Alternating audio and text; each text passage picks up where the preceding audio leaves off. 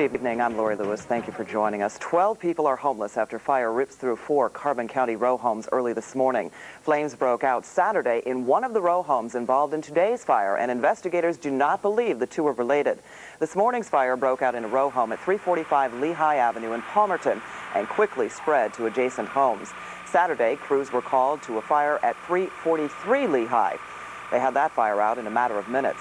Palmerton's fire chief says today's blaze had nothing to do with yesterday's. Investigators believe this morning's fire was sparked by an electrical problem. As we started to ventilate the bottom here and tried to ventilate the upper floors, then we had a lot of flame. It must have been smoldering for some time, and as we started to ventilate it, of course, when it gets air, it will start a lot quicker. There's one just grabbed the clothes he can grab in one arm, and that was it. And you got out, huh? Yeah. No one was hurt in either of the fires. The people left homeless are now staying with relatives. She was convicted 10 years ago of starving her teenage son to death. Tomorrow, Leona Cottom is expected to be released from prison. The case sent shockwaves across the country back in 1988. Leona Cottom and her husband Larry were convicted of watching their 14-year-old son Eric starve to death. The couple began a religious fast, which led to the teen's death. Mrs. Cottom served 6 years. Larry Cottom could be released in January. Attorney Tom Marsilio prosecuted the case and says he disagrees with the parole board's decision to release the Cottoms before serving their maximum 12-year sentences. As a result, again, of the horrendous nature of the crime, watching your child starve to death, I believe that they should serve closer to their maximum. Leona Cottom will spend the first 3 months of her expected release in a halfway house. A teenager dies after being struck by a car in Tamaqua this morning. Police say 19-year-old Troy Hepler of Hometown was walking along Route 309 when he was hit by a pickup truck driven by Michael Schott of Frackville. The accident happened at the intersection of State Route 1018 and 309. Police say alcohol was not a factor in the accident. Police in one part of Luzerne County are asking for your help tonight.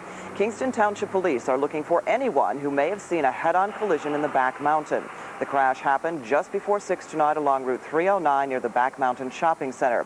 4 people were involved in the crash. 2 were treated and released from Mercy Hospital in Wilkes-Barre. The other 2 were not injured. If you saw the crash, Kingston Township Police would like you to call 696-1175. And an accident in Luzerne County sends 1 person to the hospital. The crash happened this afternoon at the corner of Dock Street and Kennedy Boulevard in Pittston. Police say a car hit the back of a truck, causing the pickup to flip on its side. 1 driver was taken to the hospital with minor injuries. Well, today was a big day for millions of Americans, a big travel day. The long holiday weekend is over, so it's back to work and back home. As Beth McDonough tells us, it's traditionally the busiest day of the year for Philadelphia International Airport. The annual test of patients started early at 5 a.m. in the dark outside Terminal A. People catching the red-eye, hoping to beat the crowds. Why are you traveling today? Because I didn't think it through beforehand, I guess. No other alternative, basically. It's about the only time that I can maximize my stay and still be able to get back in time to go to work. Officials at the Philadelphia International Airport prepared for all the clamor and commotion. As many as 200,000 people expected to pass through here today. Baggage handler Clinton Felix has his hands full. Real busy, real busy. The Sunday is probably the busiest day that we had so far. You can arrive early, pack light, and breathe deeply. Still, heading home can be a headache. It's very, very hectic today here, but we're trying to just ignore it.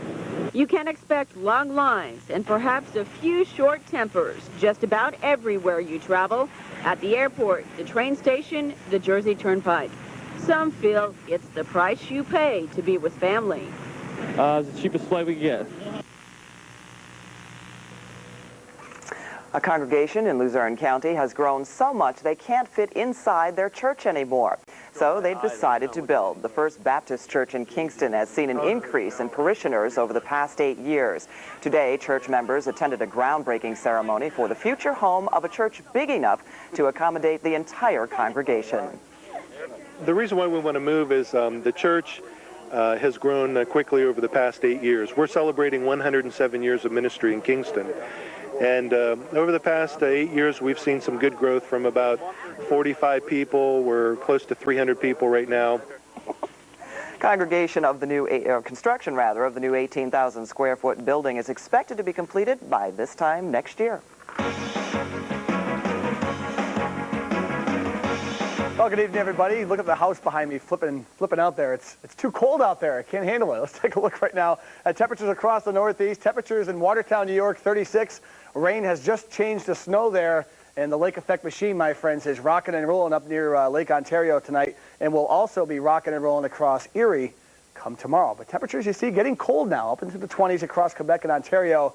Let's show you that storm center radar. You can see it with the clouds here. Across northeastern Pennsylvania, just some high mid-level clouds in and out, but you can see those lake effect plumes now really starting to kick in.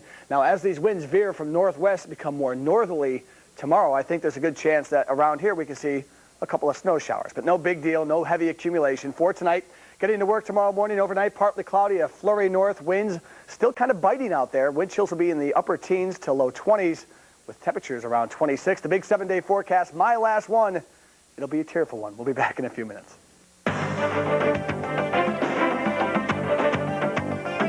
We begin tonight's look around the world in Chechnya, where Russian troops are tightening their hold.